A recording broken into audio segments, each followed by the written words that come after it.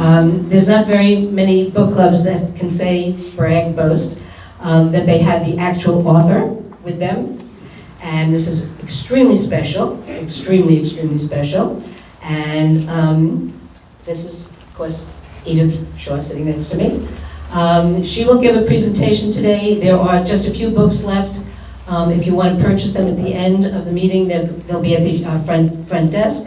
I believe you'll be available to sign them as well? Yes, and they're also available on Amazon in print or Kindle. Yes. In case you didn't hear that, the book is available on Amazon, either in print, or on Kindle. So today is the kickoff. Obviously, Edythe has a full program prepared for us. As you'll see on the calendar, the meeting where the book will actually be discussed will be Sunday, May 15th. And so that gives you about a month, give or take, more or less, to read the book. It's fabulous. And without any further ado, I'd like to introduce Cindy, who really has spearheaded this event. Thank you. Thank you. Okay, I am so honored to have Edie here today. We take a writing class together and our teacher's here. It's just so special. So today, our author, Edythe Shaw, was born in Cleveland, Ohio. Her family moved to California when she was 10.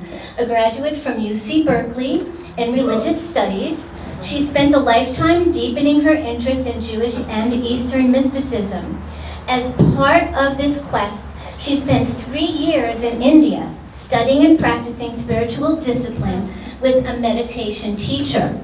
Edythe's book, The Fortune Teller's Light, chronicles the experience of her Jewish immigrant paternal grandmother, Fanny, who came to America from the Ukraine, ironically, around 1900. One interesting anecdote is that the singer-songwriter, whom I also love, Leonard Cohen, died just as Edie was beginning to write her book. With the help of YouTube, she rekindled her connection with his work. He became her writing muse, which encouraged her to write boldly about the Jewish experience of her family. Edie has been living in Laguna Woods with her husband Richard for the past 13 years. And again, just to repeat, her book is available on Amazon in print as well as Kindle, and we have about 4 or 5 books left for $10 if you do want to purchase it today. So, Edythe, take it away.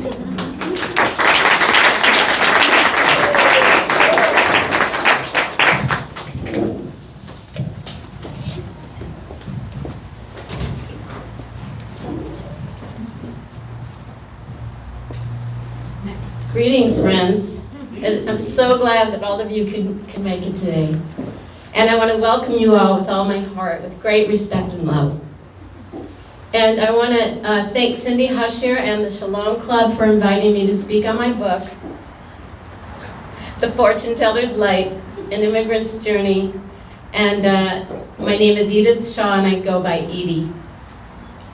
And I also want to thank my husband, Richard Bloden, who's over here, and because without his fine editing skills, this book never would have seen the light of day. And I also want to thank him for enduring our numerous arguments about the use of the comma and the dash apostrophe. My book is about my Jewish paternal grandmother, Fanny, it's a mouthful, and her journey from her home in the Ukraine to America. No, not today. That's a story for another grandchild. But at the beginning of the 20th century, around 1900. And the unique thing about my grandmother for me was that I learned she was a fortune teller, and that she learned to tell fortunes by reading playing cards and tea leaves, and that she learned from the gypsies who lived near her home in the old country. The gypsies? Oh my, that was so fascinating to me. I thought, who are these gypsies? Why did they take a teenage Jewish girl into their arms and teach her their wisdom? I wanted to know. I I was curious, and that's why I wrote the story. And I also wanted to write about the gypsies.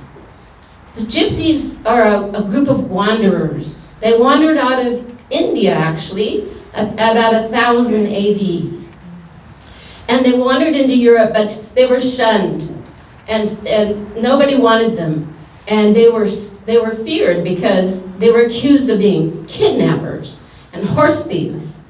And they were also admired for their musicianship and their psychic abilities. And the gypsies call themselves the Roma people. And Roma is very close to the name Rama, who is a very important incarnation in Indian lore. And the language they speak is Romani, which is related to Sanskrit, and that's how they know they came out of India. Now, so I wanted to write about the gypsies because they've been, unappreciated and misunderstood and maligned for centuries.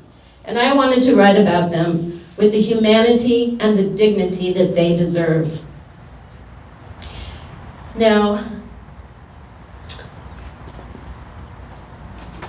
excuse me, yes. Sometime after I wrote the book, a song came to me, just out of the blue. And it accompanies the story. And I call this song Fanny and the Gypsies. And of course, in my best dreams, this is going to be the theme song for the movie, right? So it's a very lively song. It takes place in the gypsy camp. And there's dancers going around and around, the way dancers do, life after life. And there's musicians who are accompanying them. And there's fortune telling going on. And there is a question that is asked, and that is, what will be my fate? What will be my fate? Because, when we're young, we have our whole life ahead of us. And we don't know what's going to happen, and we have so many questions. Like, will I ever fall in love? That's the big one, right? And will I ever get married, have children? Will I be happy, healthy? Where will I live? What will I do? Infinite questions. And also, sometimes in adult life, we come to an impasse, and we don't know which way to turn, and we need guidance. So over the centuries, there have been methods devised to answer such questions. And these methods are called divination. Now, there is many kinds of divination. Divination means future casting or fortune telling. And there's so many means, and they've been devised all over the world. And like, for instance, one of the most well-known means is astrology. I think everybody's pretty much heard of astrology, I hope. Astrology looks at the placement of the planets and the constellations in the sky at the time we are born, places them on a chart, and the astrologer can interpret it and tell many things about us. And there's also such a thing as a progress chart, which looks at where are the positions of these planets right now, and how is it affecting us right now. So there's a lot of applications. And then there's fortune telling with tarot cards. And that uses pictorial symbols of the soul's journey. And then there's fortune telling with tea leaves and playing cards, such as my grandmother was taught to use. And there's also numerology. This takes numbers, and it's so interesting. They assign letters to numbers and meaning to numbers. And then based on your name and on your birth chart, they cast it on a chart, and the numerologist can also tell you what are the influences in your life at each year of your life. And I have some samples of that on the table over there, a numerology chart. It's mine. And also, there's, there's palmistry, chiromancy. And remember about the lifeline on your hand? And you're always checking it? Well, when I had my 6 trigger finger release surgeries, I was wondering if I changed some kind of fate. So then there's, from the Chinese we get the I Ching, from the Nordic countries we get the runestones, and there's so many other ways. And psychics. How many of you have ever noticed, like I have, that in every town across America there's a psychic shop? It's uncanny. And I always wonder, what's going on in there? So, and I even heard of a way from my uncle that in the Jewish shtetl, the villages in Eastern Europe, that there was a method where they used lead pellets.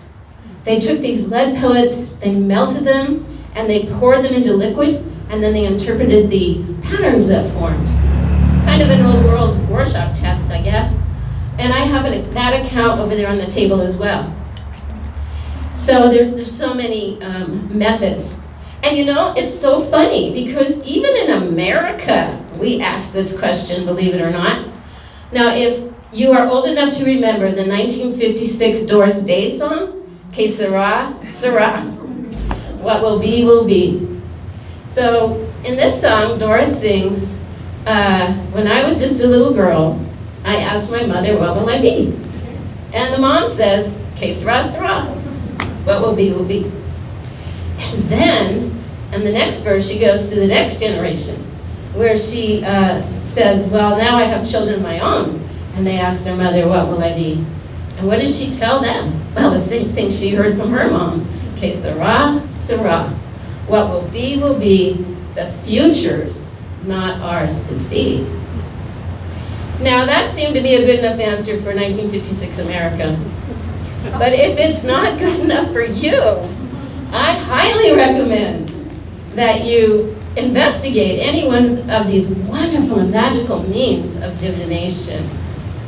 Now I know as older adults, most of our life has already happened, but you might just want to check and make sure if things turned out as planned. And so now I'm going to play my song for you that accompanies the book and maybe the movie. And it's called Fanny and the Gypsies.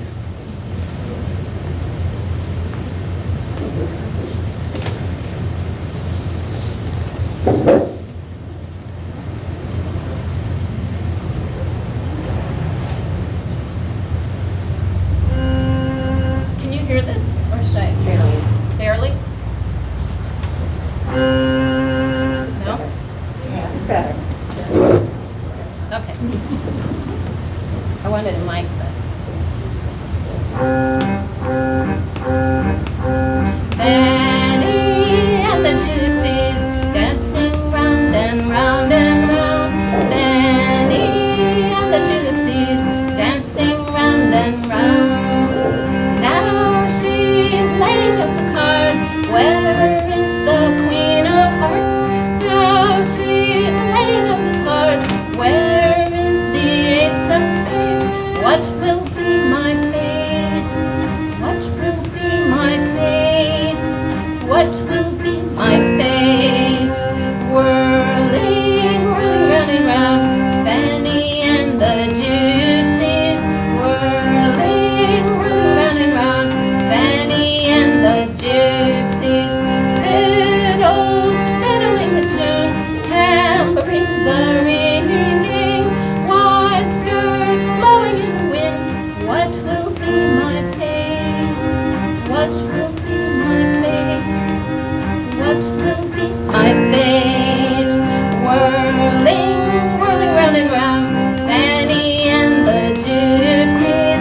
Dancing, dancing round and round, dancing round and round. What will be my fate?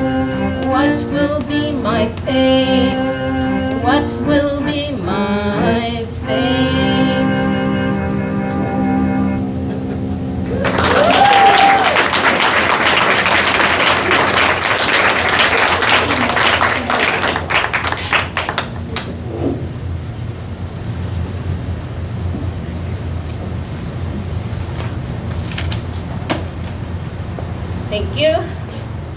very much. And I want to welcome you again, and especially anyone who has come in since we started. My name is Edythe Shaw, and I'm talking about the book, my book, The Fortune Teller's Life, An Immigrant's Journey. Now, so, as Americans, there is one thing, believe it or not, that we all have in common. And that is that one of our relatives immigrated to this country, be it our parents or grandparents, greats, or sometimes we ourselves immigrated here from another country. And if you are of Jewish heritage, then more often than not, you came from Eastern Europe. And if you are of any heritage, more often than not, you came between 1890 and 1924, when there was a huge wave of immigration to this country from all over the world. But among them, there were millions of Eastern European Jewish people who came. Now you may ask, why do they always come from Eastern Europe? And the answer is simple. The Jews, not unlike the Gypsies, they also were shunned and scuttled about Europe. Remember that business about the Spanish Inquisition?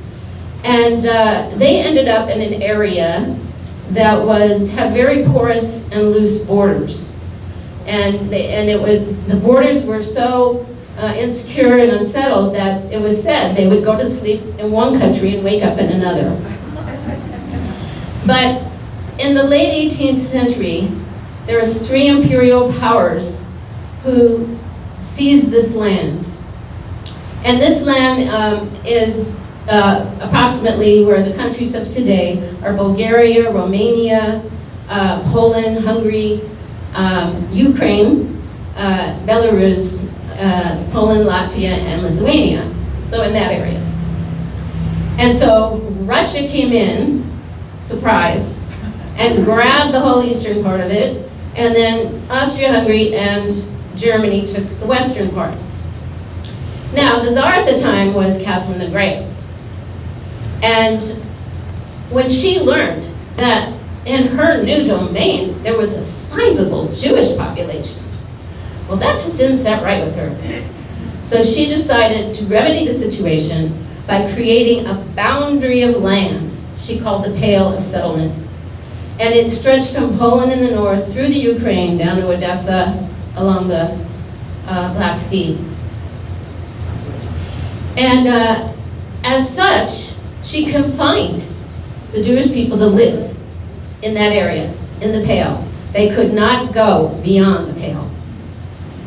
And as such, they kept them impoverished. They denied them education, participation in government, forget it. And there was discrimination and anti-Semitism. And to top it all off, not unlike today, pogroms, which was government-sanctioned violence against the people.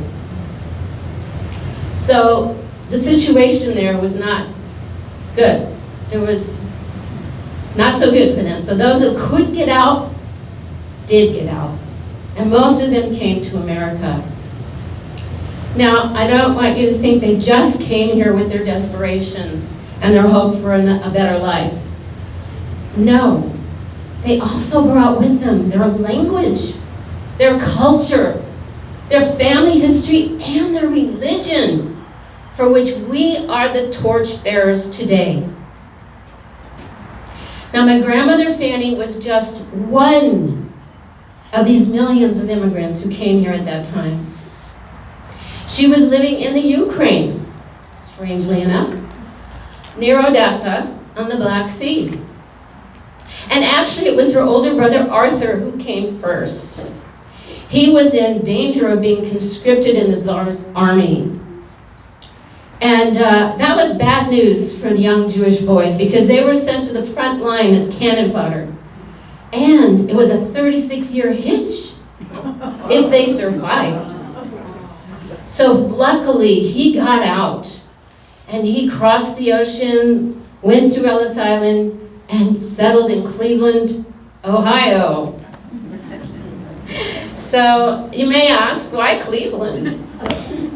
So at that time, at the beginning of the 20th century, there was a big push for industrialization in this country, and it's centered around the Great Lakes because of ease of transport. So for instance, you could bring raw materials like, say, from the Iron Range in northern Minnesota, where Bob Dylan was born, and bring it in and ship it across Lake Superior to a manufacturing port, and then finished product could be exported to any one of these wonderfully big metropolises that were growing up along the Great Lakes. So he settled there, and Cleveland is on Lake Erie. So after he got settled in, he was lonely. It was his first time away from his family, and he was a young guy. So he sent for his younger sister, Fanny, my grandmother, to come and keep him company in America. So when Fanny was 16, 17 years old, she got on that steamship all by herself, with nothing but a steamer trunk, which I used to have, and with whatever few goods she carried in it, and her sense of adventure, and her skill of fortune-telling. So Fanny also goes through Ellis Island, settles in Cleveland, Ohio, near her brother Arthur, where I was born about 50 years later.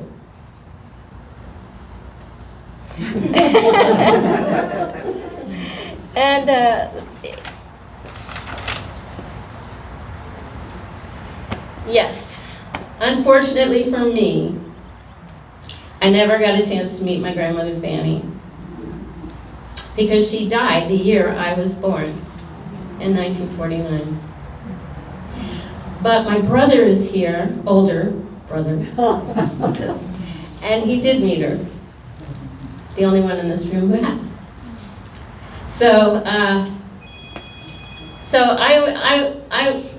But you know, fortunately for me, the good news was my dad was a great storyteller.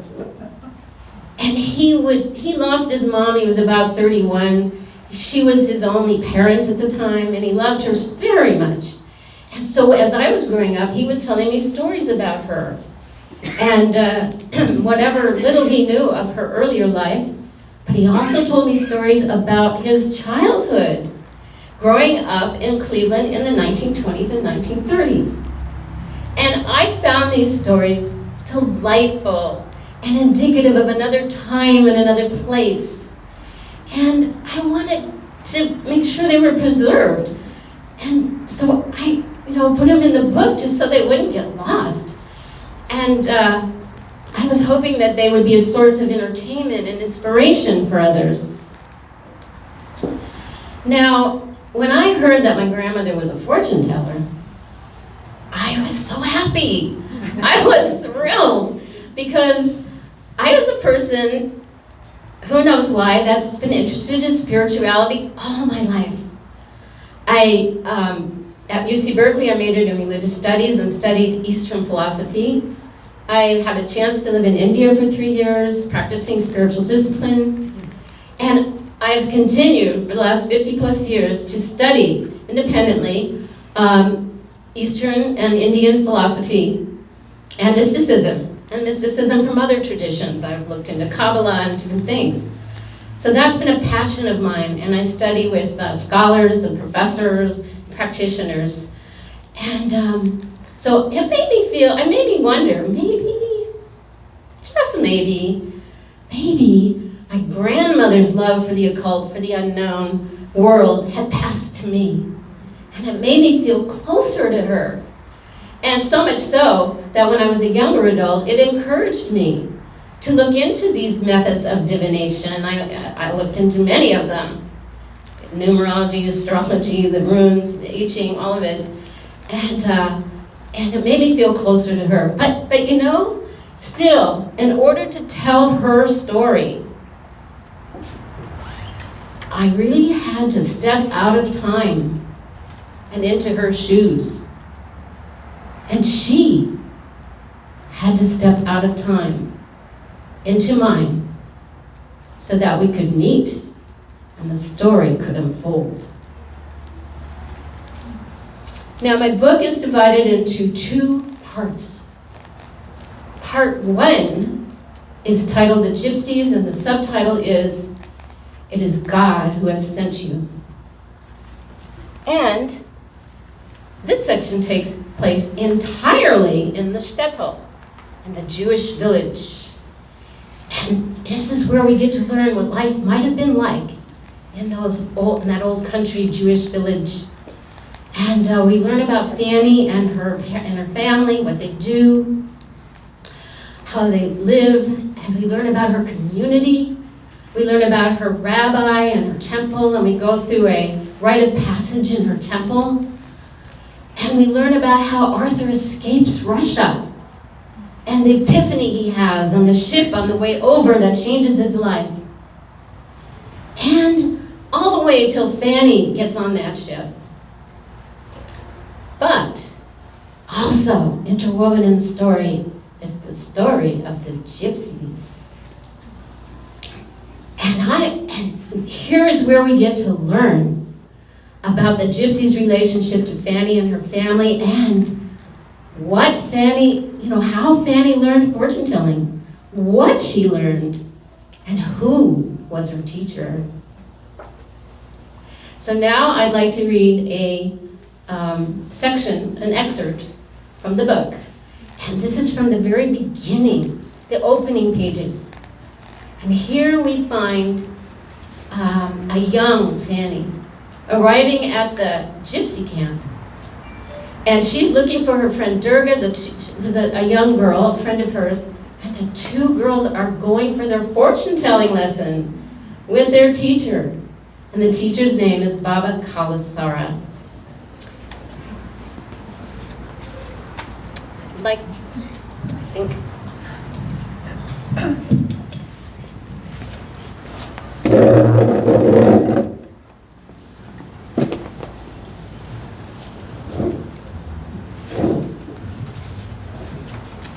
So this excerpt is from the book, The Fortune Teller's Light, An Immigrant's Journey by Edythe Shaw. And this is from part 1, The Gypsies. It is God Who Has Sent You. And chapter 1, The Mysterious Baba Kalasara. As Fanny approached the gypsy encampment, she could see the smoke rising from the morning fires. She was looking for her dear friend Durga. When Durga's younger brother Roman caught her eye, she asked him where to find her. "She's in the forest gathering berries," he replied in broken Russian. "She'll be back soon. Wait here." Fanny surveyed the gypsy camp. There were several flatbed wagons with wood houses built on them. They were covered with wooden shakes and were parked in a circle within a clearing.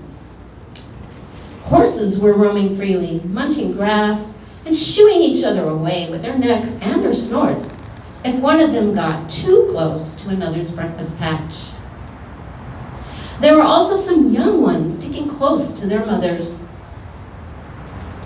Dogs yapped and ran between the wagons, chasing one another. Fanny noticed that her own dog, Nicola, had followed her to the camp. Nicola, a mixed breed, was running around with all the other dogs, sniffing and playing. Fanny had gotten her from the gypsy camp the previous year. "Go home," shouted Fanny to Nicola.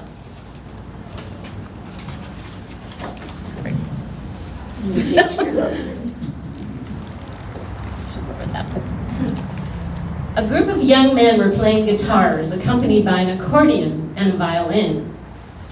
The music was spirited, and it inspired a sense of freedom and longing. Gypsy women in their long, colorful skirts were tending the fires and preparing a breakfast of flatbread and rabbit stew. Children were running barefoot, shouting and playing amidst the wagons. Some of the women were engaged in sewing clothes. Some of the men had set up a workshop to fashion metallic tools to sell or trade. and a few of the men were busy making violins out of spruce and maple wood. These sold for a good price in the city, as the gypsies were known to be master craftsmen of the violin.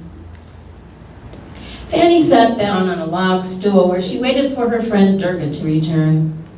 They were going to meet with Baba Kalasara, a respected elder in the gypsy band. From Kalasara, they were learning how to tell fortunes by reading playing cards. Just then, Fanny heard some footsteps. "Greetings, Fanny," came a voice from behind. Durga had just returned from the forest. Like Fanny, she was a young girl of 15. "Would you like some strawberries?" she asked, holding out her basket. Fanny grabbed a handful and thanked her. "Come," Durga said. "Kalasara is waiting for us." Fanny followed Durga around to the back of the wagon circle. There they found Kalasara waiting for them at a makeshift table. A deck of playing cards was laid out before her, and a colorful tablecloth with small sewn-in mirrors that reflected the light. Kalasara was a member of the gypsy band. Now 45 years old, she made her living telling fortunes to city folk with her cards. Her face had a weathered look, befitting one who led a nomadic life and spent most of her time outdoors. She wore a long, multicolored floral patterned skirt. Her blouse was white with long, puffy sleeves.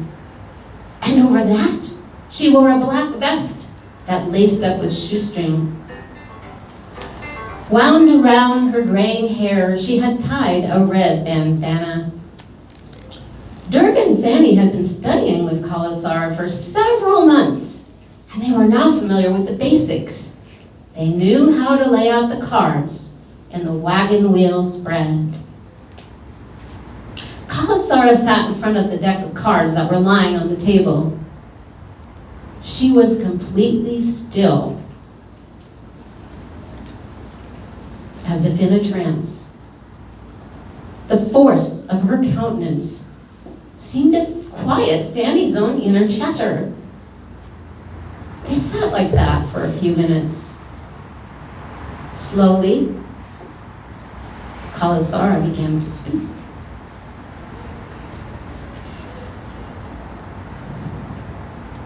"Now we will begin. Playing cards are an ordinary, everyday object which we use in a magical way." She took a deep breath in and seemed to focus on what she was about to say. Then she continued. In every moment, all the forces of nature are present. They come together to form this time and this place. We collect ourselves and focus our mind on these coordinates of the moment. We attune our inner heart to listen to what they say. It is like tuning a guitar. Each string must be in perfect resonance with all the other strings. Otherwise, discord follows. Fanny watched with awe as the old gypsy's eyes began to flutter. Kalasara seemed to be looking within, all the way into the depth of her soul, even though her eyes were wide open. Fanny stared and waited for more.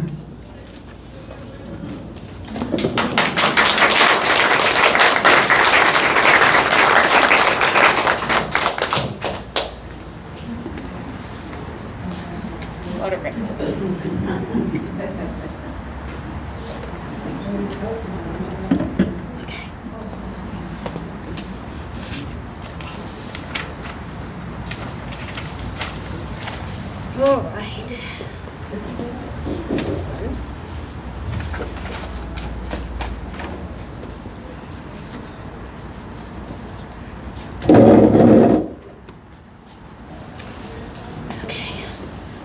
section is titled America.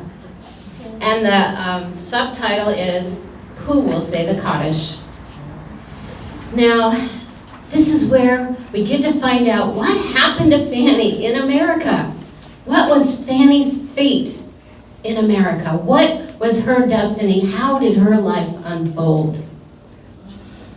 Well, Fanny has her ups and downs, the way everybody does.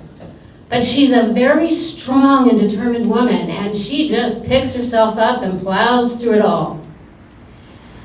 Fanny marries, and she gives birth to 9 children. But more amazing than that, is there were 3 sets of twins. Unfortunately, 3 of the twins die at childbirth, and she's left raising 6 children. My dad, my beloved dad, was the baby and the only boy. And there's a picture of them over on that table. But he always told us that he learned very well how to listen to women because he was raised by 5 sisters. So that was an advantage. And Fanny then, she manages to own and operate her own general store in Cleveland, Ohio. I mean, she becomes a businesswoman, an entrepreneur. And then Fanny is a woman quite ahead of her time. Because when she's pregnant with my dad, her last child, she separates from and divorces her husband before my dad is born in 1917. And she's also a woman of her time. Because during the Prohibition era of the 1920s, she bootlegs out of her store, sells illegal liquor, and she gets caught a time or two. And it's a funny story. And then during the Great Depression, during the 1930s, she runs the numbers racket. It's an illegal street lottery run by the Cleveland mob. And then she participates in insurance scams to get money to support her family. They blow up a building. So Fanny is and all the while she's telling fortunes. Fanny is a very colorful, larger-than-life character. And I just thought, wow, her story has to be told. And so I did.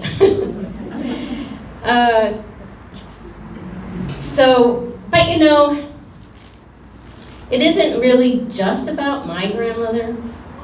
No. It's about your grandmother, and your grandmother, and your grandmother, and your grandmother, and your grandmother, and your grandmother, and your grandparents, all of the grandparents, all of our parents and grandparents of that generation of the first half of the 20th century. It was not easy to come here. They were impoverished in their home country. If they got the money together for the steamship, the people were ready to cheat them every step of the way. And most of them had to travel 3rd class because that's all they could afford. And the conditions on those steamers in those days were horrific. And then there was the trauma of going through Ellis Island and immigration and customs. And they didn't speak the language. Now some of them were put in quarantine. And some of them were even sent back. And if you made it through, imagine being in a new country, a new culture, and you didn't speak the language. And now they had to settle in and get a job. It wasn't easy. And I think that we need to remember that sacrifice that they made. Because they didn't just come here for a better life for themselves. No. They came here for a better life for their children and their children's children. And that's us. That's all of us. We owe a debt of gratitude to them. So, a little while back, I saw the Disney animated film Coco. Good movie, right? And it takes place during El Dia de Muerte, the Day of the Dead. And that corresponds to our All Souls Day. And in this movie, at this time, it is said that the spirits of the departed souls and the spirits of the living souls can cross over and easily meet one another. So in this story, the young Mexican boy Miguel, he goes to the land of the dead to look for the spirit of his great-grandfather because he is in danger of being forgotten in the land of the living. And when Miguel finds his great-grandfather, the spirit of his great-grandfather tells him, Miguel, as long as there is a photograph of the departed soul in the home of the living, as long as the departed soul is remembered and the life and deeds of that soul are remembered and taught and passed on to the next generation and the next generation, then that departed soul continues to live in the land of the dead. But, he warns, if there comes a time where there is no longer a photograph in the home, where there is no longer any memory of this person ever having lived, and this story of his life and deeds are not passed on to the next generation, then that departed soul has to die again and leave even the land of the dead. And that is called the final death.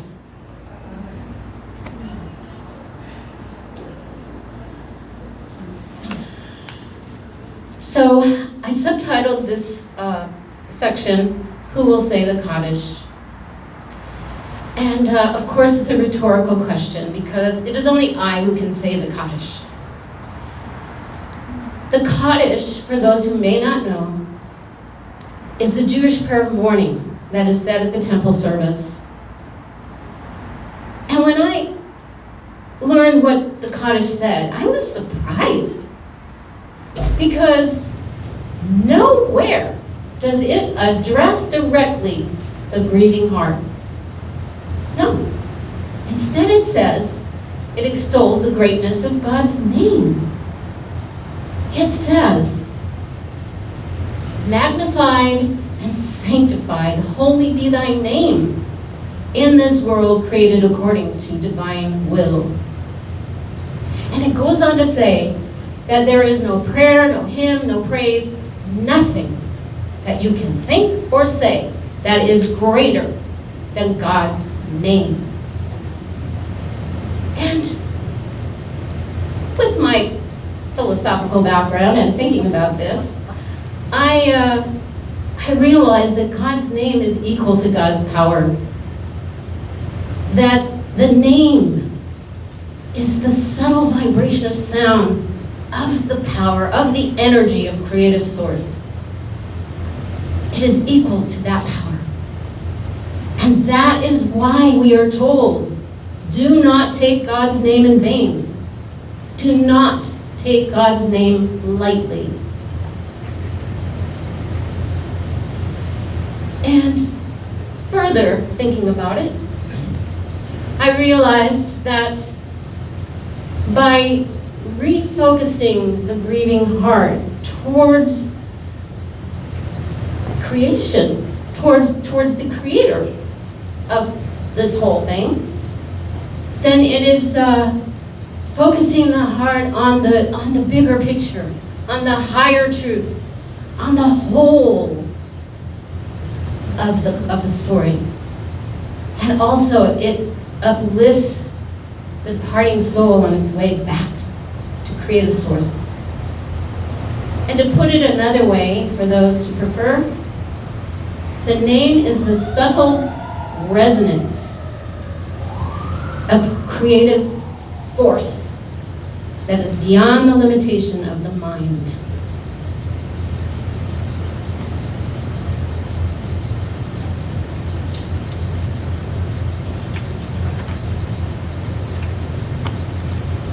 So, in a way, this book was my personal Kaddish to my family, to my grandparents, but also to to this whole generation of people that came here and shaped our country in the first half of the 20th century. And for me, in the post-millennial generation today, kids today, this is ancient history. They don't care. But for us, this is our parents' and our grandparents' generation. It's that close. And I look at this book and this story as the holy act of remembering these people who sacrificed so much for us. And I just felt compelled that I must praise them, honor them, and thank them just for living their life, just for living the destiny of their life, and therefore giving us ours. And that's why I dedicate the book to the ones who come before us and light our way. And I just want to gently remind everyone to remember to be a light unto others. Thank you for your kind attention.